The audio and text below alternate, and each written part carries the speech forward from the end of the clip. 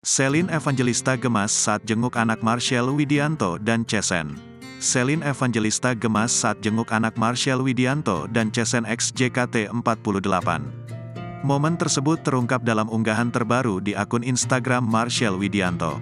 Celine Evangelista akhirnya bertemu dengan Marcel Widianto dan Cesen X JKT48.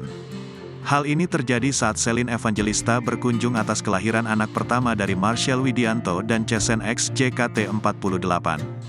Artis Celine Evangelista pun tampak gemas saat mengunjungi anak pertama Marcel Widianto dan Cesen X JKT48. Pada instastory terbaru Marcel memperlihatkan Celine tengah mengunjungi kediamannya untuk melihat anak pertamanya itu. Di video tersebut Celine menatap bayi yang sedang digendong oleh Cesen.